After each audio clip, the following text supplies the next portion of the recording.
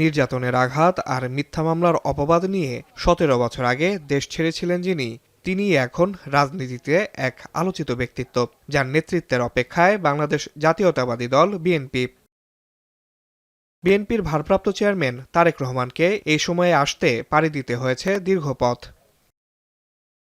১/১১ তত্ত্বাবধায়ক সরকারের সময় মইনুল রোডের বাসা থেকে ২০০৭ সালের ৭ মার্চ গ্রেপ্তার করা হয় বিএনপির তৎকালীন সিনিয়র যুগ্ম মহাসচিব তারেক রহমানকে।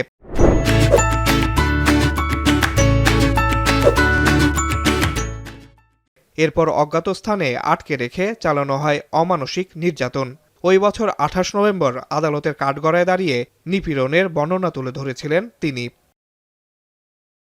রিমান্ড, নির্যাতন, ৫৫৪ দিন বা ১৮ মাস কারাভোগের পর ২০০৮ সালের ৩ সেপ্টেম্বর চিকিৎসার জন্য লন্ডনে যান তারেক রহমান। লন্ডনে যাওয়ার পরও তার উপর থামেনি মামলার খড়গ।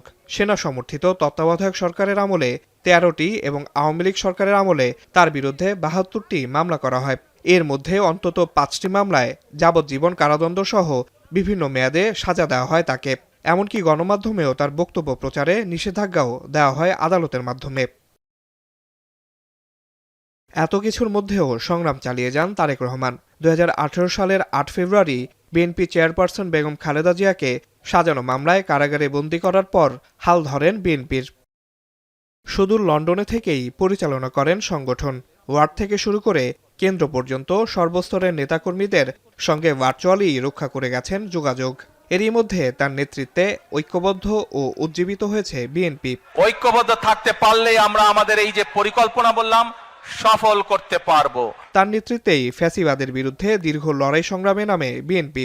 ২০২৪ সালের জুলাই গণ অভ্যুত্থানেও ছিল তারেক রহমানের অবদান।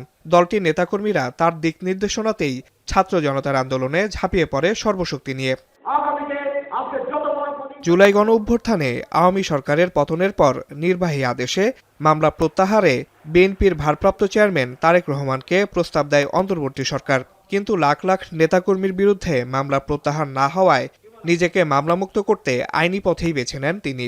দেশের কোনো আদালতে তারেক রহমানের বিরুদ্ধে মামলা না থাকায় ১৭ বছর পর নির্বাসিত জীবন শেষে দেশে ফিরছেন তারেক রহমান।